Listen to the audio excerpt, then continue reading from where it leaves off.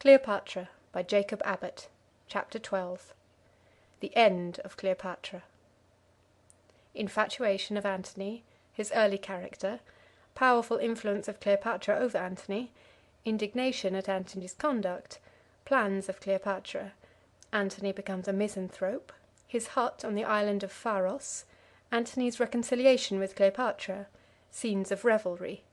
Cleopatra makes a collection of poisons, her experiments with them, Antony's suspicions, Cleopatra's stratagem, the bite of the asp, Cleopatra's tomb, progress of Octavius, proposal of Antony, Octavius at Pelusium, Cleopatra's treasures, fears of Octavius, he arrives at Alexandria, the sally, the unfaithful captain, disaffection of Antony's men, desertion of the fleet, false rumour of Cleopatra's death, Antony's despair, Eros, Antony's attempt to kill himself, Antony taken to Cleopatra, she refuses to open the door, Antony taken in at the window, Cleopatra's grief, death of Antony, Cleopatra made prisoner, treatment of Cleopatra, Octavius takes possession of Alexandria, Antony's funeral, Cleopatra's wretched condition, Cleopatra's wounds and bruises,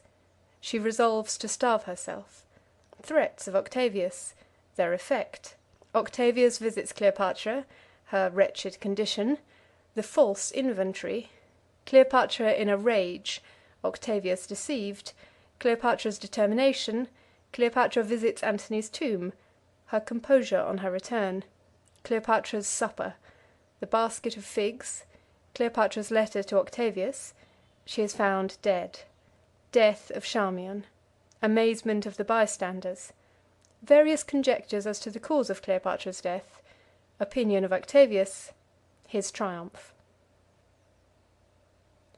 The case of Mark Antony affords one of the most extraordinary examples of the power of unlawful love to lead its deluded and infatuated victim into the very jaws of open and recognized destruction that history records.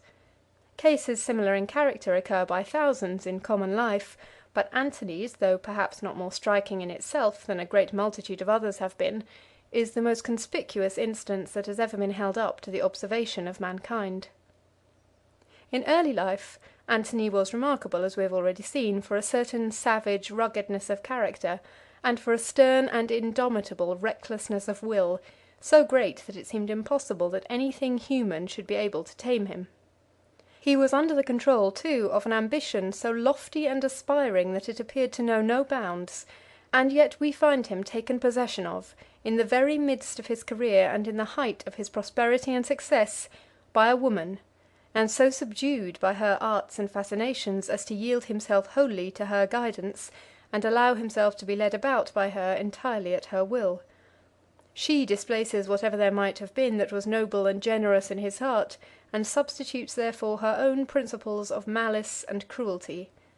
She extinguishes all the fires of his ambition, originally so magnificent in its aims that the world seemed hardly large enough to afford it scope, and instead of this lofty passion, fills his soul with a love of the lowest, vilest, and most ignoble pleasures.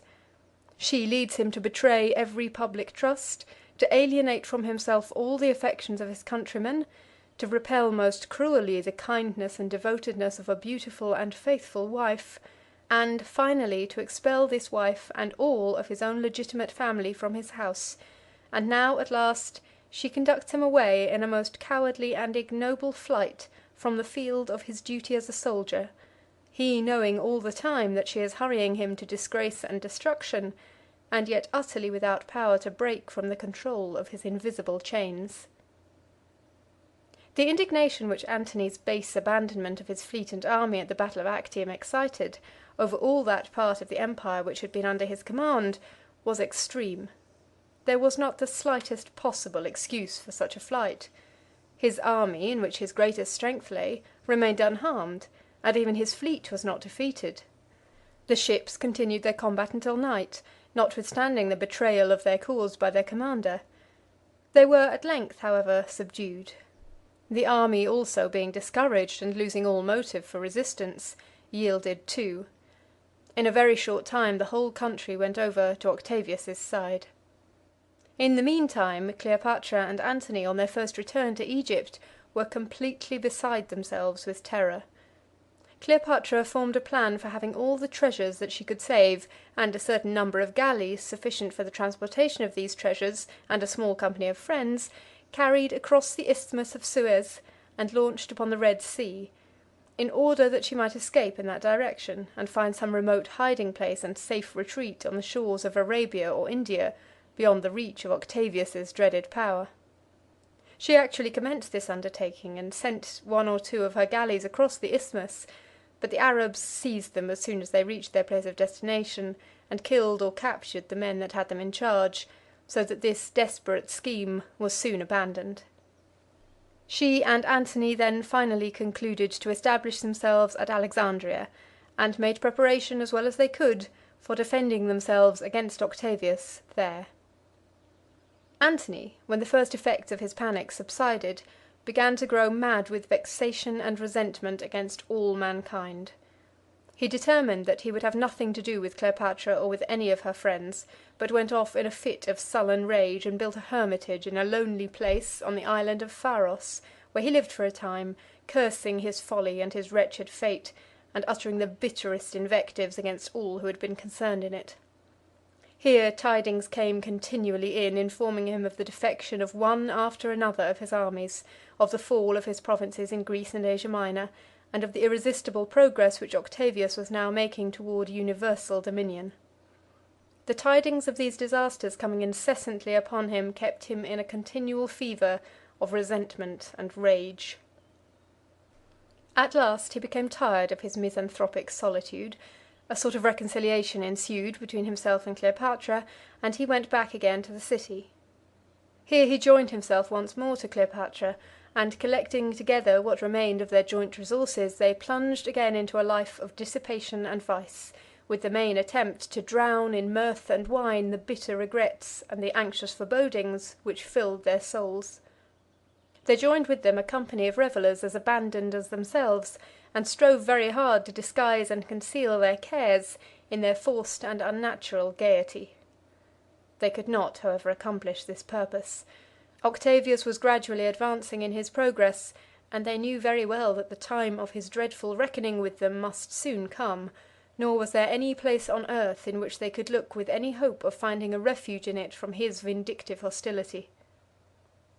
Cleopatra, warned by dreadful presentiments of what would probably at last be her fate, amused herself in studying the nature of poisons, not theoretically, but practically, making experiments with them on wretched prisoners and captives, whom she compelled to take them, in order that she and Antony might see the effects which they produced.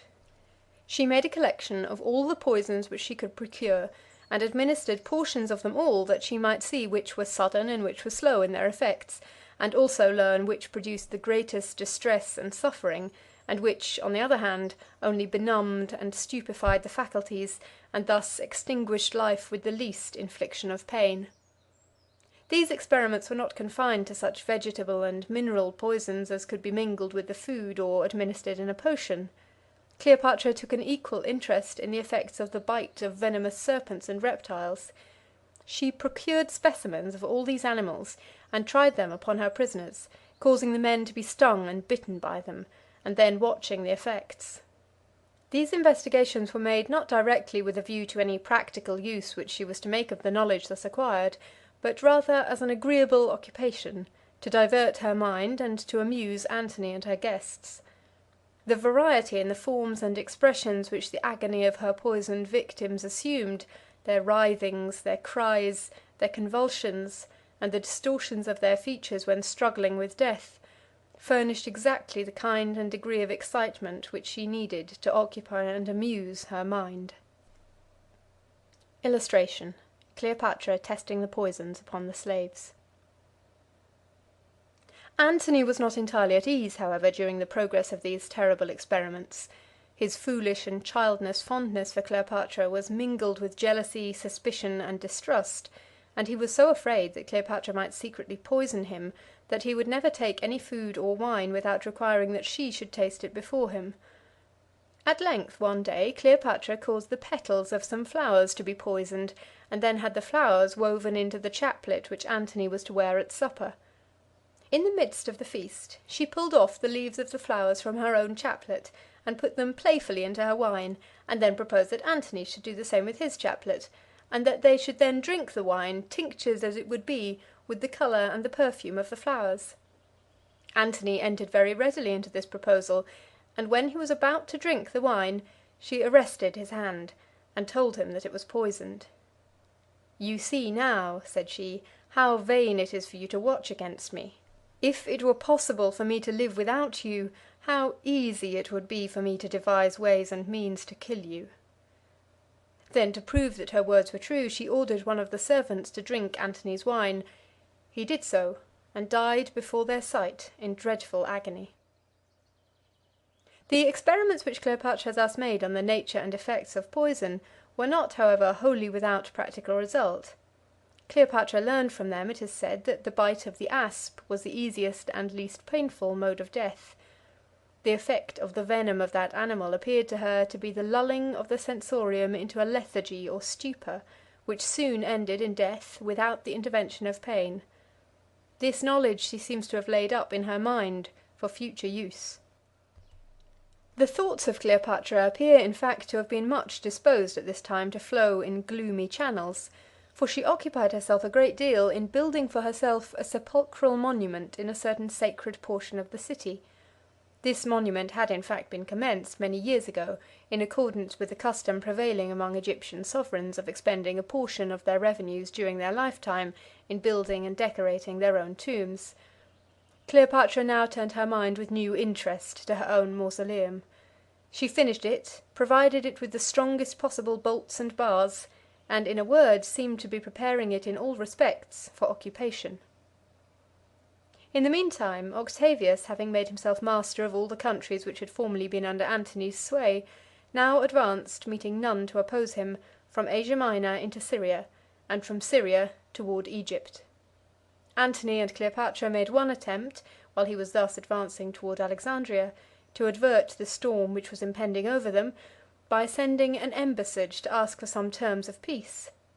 Antony proposed in this embassage to give up everything to his conqueror, on condition that he might be permitted to retire unmolested with Cleopatra to Athens, and allowed to spend the remainder of their days there in peace, and that the kingdom of Egypt might descend to their children. Octavius replied that he could not make any terms with Antony, though he was willing to consent to anything that was reasonable in behalf of Cleopatra. The messenger who came back from Octavius with this reply spent some time in private interviews with Cleopatra. This aroused Antony's jealousy and anger.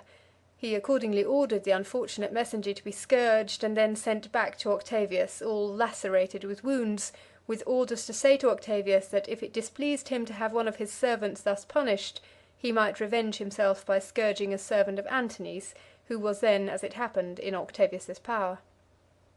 The news at length suddenly arrived at Alexandria that Octavius had appeared before Pelusium, and that the city had fallen into his hands.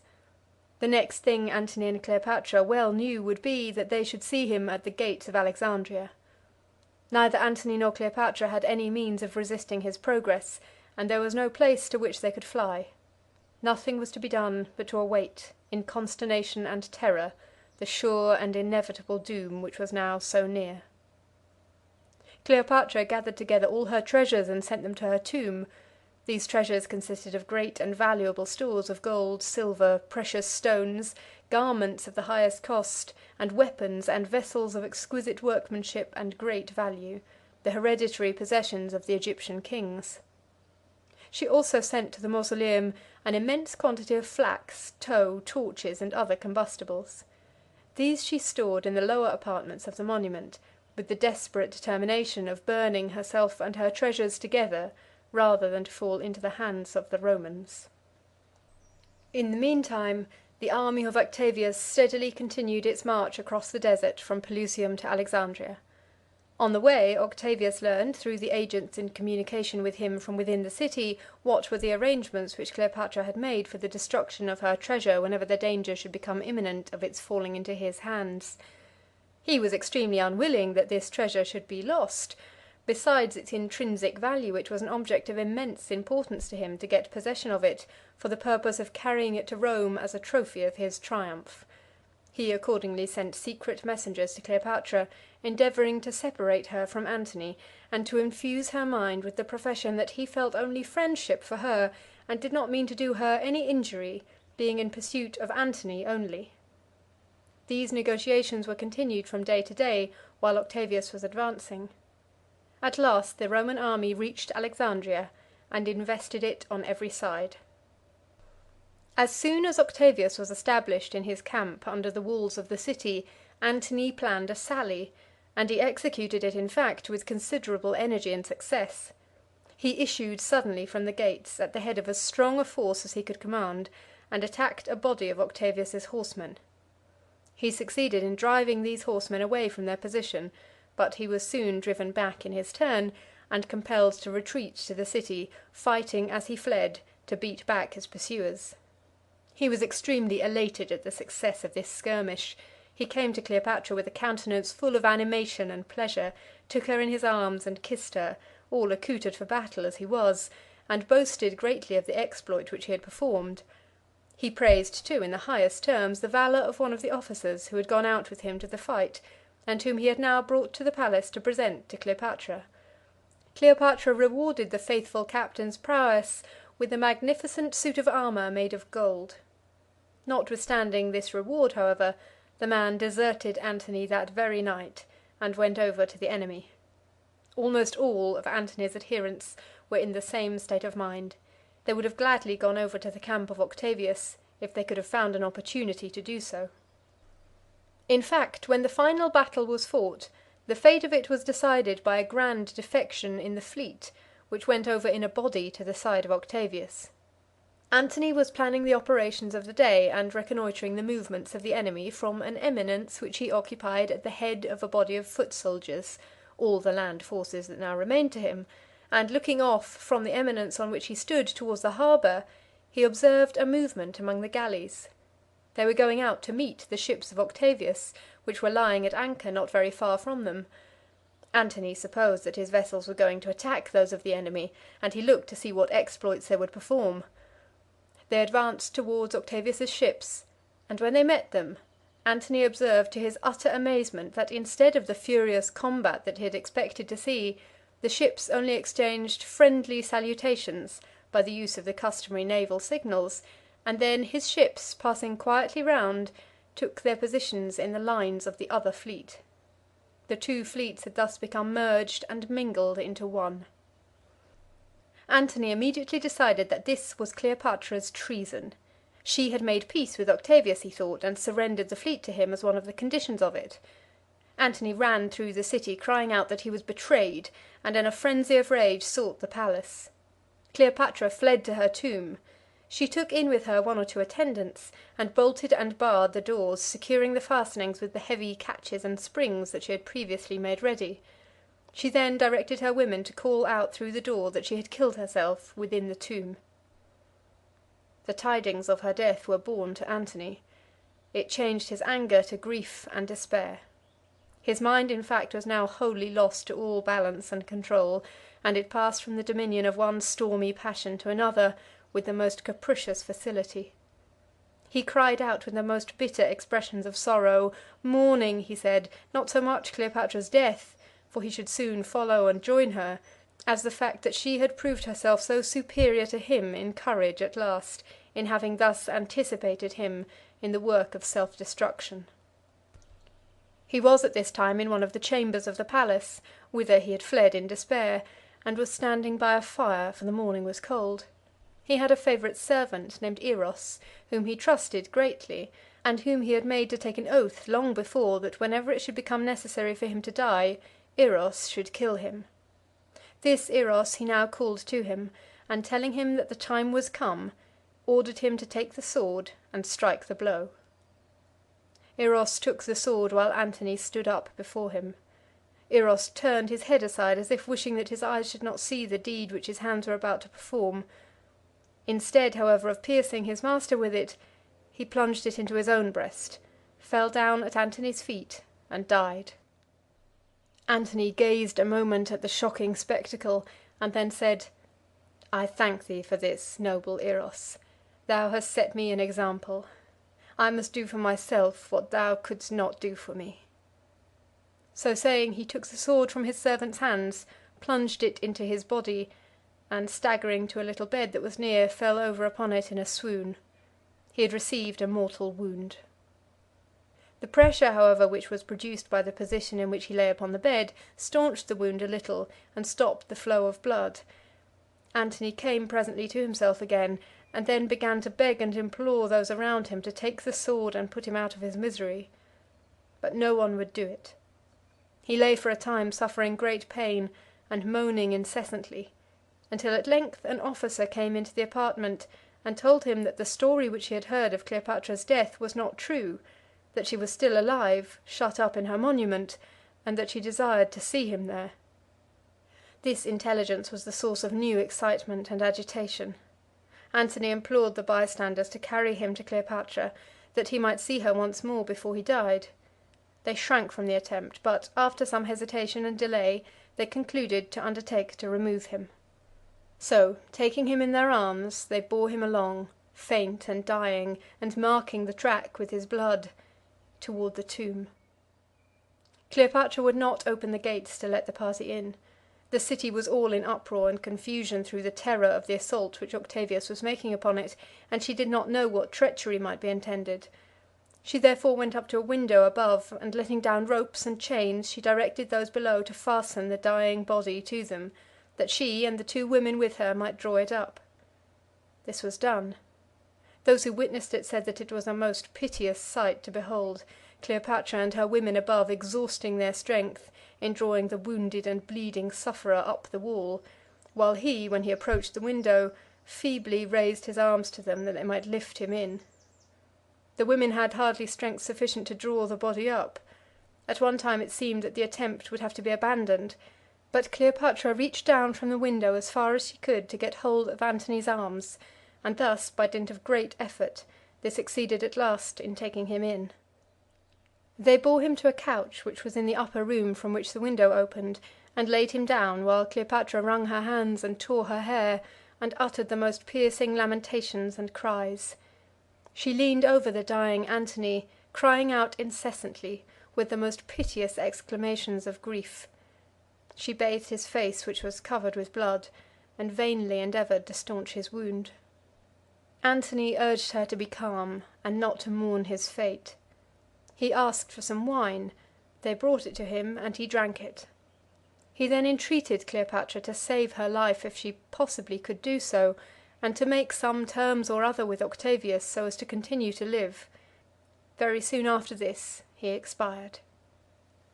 In the meantime Octavius had heard of the mortal wound which Antony had given himself, for one of the bystanders had seized the sword the moment that the deed was done, and had hastened to carry it to Octavius, and to announce to him the death of his enemy. Octavius immediately desired to get Cleopatra into his power. He sent a messenger therefore to the tomb, who attempted to open a parley there with her. Cleopatra talked with the messenger through the keyholes or crevices, but could not be induced to open the door. The messenger reported these facts to Octavius. Octavius then sent another man with the messenger, and while one was engaging the attention of Cleopatra and her women at the door below, the other obtained ladders, and succeeded in gaining admission into the window above.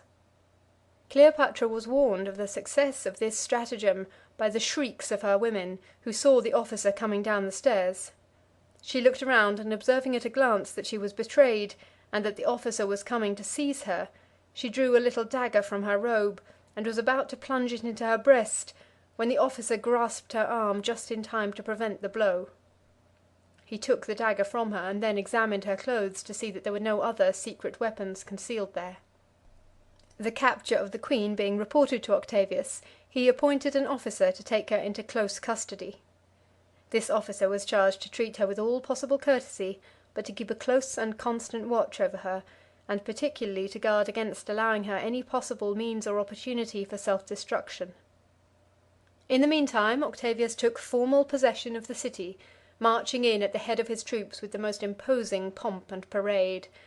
A chair of state, magnificently decorated, was set up for him on a high elevation in a public square, and here he sat, with circles of guards around him, while the people of the city, assembled before him in the dress of suppliants, and kneeling upon the pavement, begged his forgiveness and implored him to spare the city. These petitions the great conqueror graciously condescended to grant. Many of the princes and generals who had served under Antony came next to beg the body of their commander, that they might give it an honourable burial. These requests, however, Octavius would not accede to, saying that he could not take the body away from Cleopatra.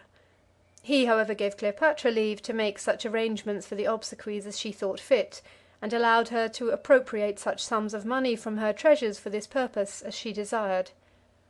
Cleopatra accordingly made the necessary arrangements, and superintended the execution of them, not, however, with any degree of calmness and composure, but in a state, on the contrary, of extreme agitation and distress. In fact, she had been living now so long under the unlimited and unrestrained dominion of caprice and passion, that reason was pretty effectually dethroned, and all self-control was gone. She was now nearly 40 years of age, and though traces of her inexpressible beauty remained, her bloom was faded, and her countenance was wan with the effects of weeping, anxiety, and despair.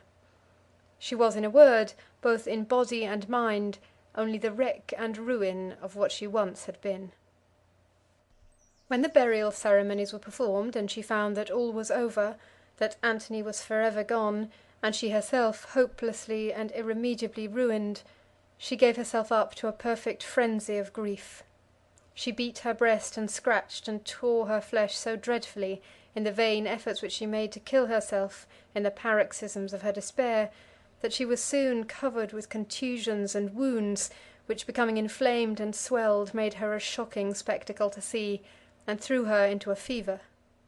She then conceived the idea of pretending to be more sick than she was, and so refusing food and starving herself to death. She attempted to execute this design. She rejected every medical remedy that was offered her, and would not eat, and lived thus some days without food. Octavius, to whom everything relating to his captive was minutely reported by her attendants, suspected her design. He was very unwilling that she should die, having set his heart on exhibiting her to the Roman people on his return to the capital in his triumphal procession. He accordingly sent her orders, requiring that she should submit to the treatment prescribed by the physician, and take her food, enforcing these his commands with a certain threat which he imagined might have some influence over her. And what threat does the reader imagine could possibly devise to reach a mind so sunk, so desperate, so wretched as hers? Everything seemed already lost but life, and life was only an insupportable burden. What interests then had she still remaining upon which a threat could take hold? Octavius, in looking for some avenue by which he could reach her, reflected that she was a mother. Caesarion, the son of Julius Caesar, and Alexander, Cleopatra, and Ptolemy, Antony's children, were still alive. Octavius imagined that in the secret recesses of her wrecked and ruined soul there might be some lingering principle of maternal affection remaining, which he could goad into life and action. He accordingly sent word to her, that if she did not yield to the physician and take her food, he would kill every one of her children. The threat produced its effect. The crazed and frantic patient became calm. She received her food. She submitted to the physician. Under his treatment her wounds began to heal, the fever was allayed, and at length she appeared to be gradually recovering. When Octavius learned that Cleopatra had become composed, and seemed to be in some sense convalescent, he resolved to pay her a visit. As he entered the room where she was confined, which seems to have been still the upper chamber of her tomb, he found her lying on a low and miserable bed, in a most wretched condition, and exhibiting such a spectacle of disease and wretchedness, that he was shocked at beholding her.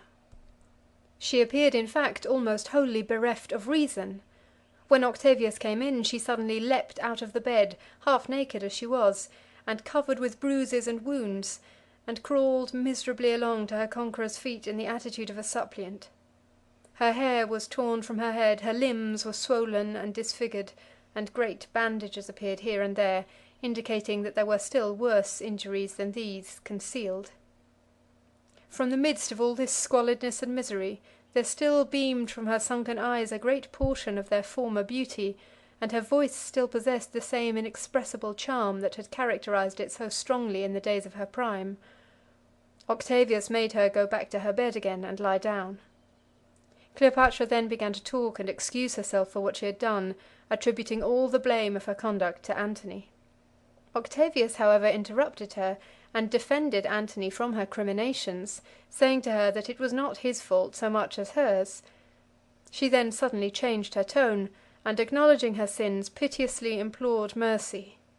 She begged Octavius to pardon and spare her, as if now she were afraid of death and dreaded it, instead of desiring it as a boon. In a word, her mind, the victim and the prey alternately of the most dissimilar and inconsistent passions, was now overcome by fear.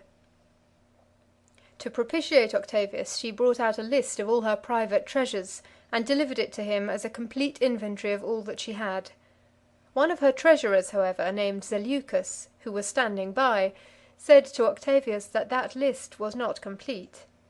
Cleopatra had, he alleged, reserved several things of great value which she had not put down upon it.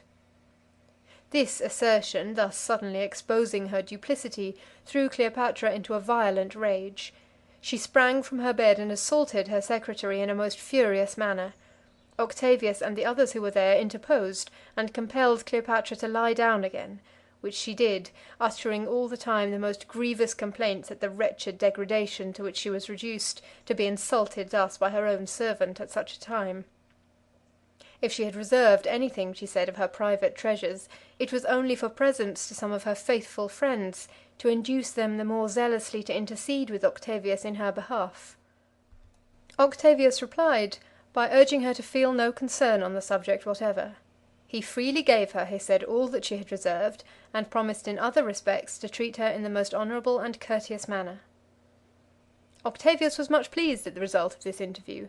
It was obvious, as it appeared to him, that Cleopatra had ceased to desire to die, that she now, on the contrary, wished to live, and that he should accordingly succeed in his desire of taking her with him to grace his triumph at Rome. He accordingly made his arrangements for departure, and Cleopatra was notified that in 3 days she was to set out, together with her children, to go into Syria. Octavius said Syria, as he did not wish to alarm Cleopatra by speaking of Rome. She, however, understood well where the journey, if once commenced, would necessarily end, and she was fully determined in her own mind that she would never go there. She asked to be allowed to pay one parting visit to Antony's tomb. This request was granted, and she went to the tomb with a few attendants, carrying with her chaplets and garlands of flowers. At the tomb her grief broke forth anew and was as violent as ever. She bewailed her lover's death with loud cries and lamentations, uttered while she was placing the garlands upon the tomb, and offering the oblations and incense which were customary in those days as expressions of grief. "These," said she, as she made the offerings, "are the last tributes of affection that I can ever pay thee, my dearest, dearest lord. I cannot join thee, for I am a captive and a prisoner, and they will not let me die. They watch me every hour, and are going to bear me far away, to exhibit me to thine enemies, as a badge and trophy of their triumph over thee. O intercede, dearest Antony, with the gods where thou art now, since those that reign here on earth have utterly forsaken me. Implore them to save me from this fate, and let me die here in my native land, and be buried by thy side in this tomb." When Cleopatra returned to her apartment again after this melancholy ceremony, she seemed to be more composed than she had been before. She went to the bath, and then she attired herself handsomely for supper. She had ordered supper that night to be very sumptuously served. She was at liberty to make these arrangements, for the restrictions upon her movements, which had been imposed at first, were now removed, her appearance and demeanour having been for some time such as to lead Octavius to suppose that there was no longer any danger that she would attempt self-destruction. Her entertainment was arranged, therefore, according to her directions, in a manner corresponding with the customs of her court when she had been a queen. She had many attendants, and among them were 2 of her own women. These women were long tried and faithful servants and friends. While she was at supper, a man came to the door with a basket and wished to enter. The guards asked him what he had in his basket. He opened it to let them see, and lifting up some green leaves which were laid over the top, he showed the soldiers that the basket was filled with figs. He said that they were for Cleopatra's supper. The soldiers admired the appearance of the figs, saying that they were very fine and beautiful. The man asked the soldiers to take some of them. This they declined, but allowed the man to pass in. When the supper was ended, Cleopatra sent all of her attendants away, except the 2 women. They remained. After a little time, one of these women came out with a letter for Octavius, which Cleopatra had written, and which she wished to have immediately delivered. One of the soldiers from the guards stationed at the gates was accordingly dispatched to carry the letter. Octavius, when it was given to him, opened the envelope at once, and read the letter, which was written, as was customary in those days, on a small tablet of metal. He found that it was a brief but urgent petition from Cleopatra, written evidently in agitation and excitement, praying that he would overlook her offence and allow her to be buried with Antony. Octavius immediately inferred that she had destroyed herself. He sent off some messengers at once, with orders to go directly to her place of confinement and ascertain the truth, intending to follow them himself immediately. The messengers, on their arrival at the gates, found the sentinels and soldiers quietly on guard before the door, as if all were well. On entering Cleopatra's room, however, they beheld a shocking spectacle. Cleopatra was lying dead upon a couch. One of her women was upon the floor, dead too. The other, whose name was Charmian, was sitting over the body of her mistress, fondly caressing her, arranging flowers in her hair, and adorning her diadem. The messengers of Octavius, on witnessing this spectacle, were overcome with amazement, and demanded of Charmian what it could mean. "It is all right," said Charmian. "Cleopatra has acted in a manner worthy of a princess descended from so noble a line of kings." As Charmian said this, she began to sink herself, fainting upon the bed, and almost immediately expired. The bystanders were not only shocked at the spectacle which was thus presented before them, but they were perplexed and confounded in their attempts to discover by what means Cleopatra and her women had succeeded in effecting their design. They examined the bodies, but no marks of violence were to be discovered. They looked all around the room, but no weapons and no indication of any means of poison were to be found. They discovered something that appeared like the slimy track of an animal on the wall toward a window, which they thought might have been produced by an asp, but the reptile itself was nowhere to be seen.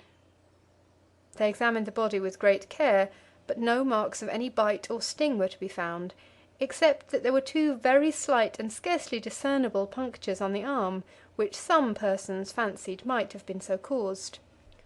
The means and manner of her death seemed to be involved in impenetrable mystery. There were various rumours on the subject subsequently in circulation, both at Alexandria and at Rome, though the mystery was never fully solved.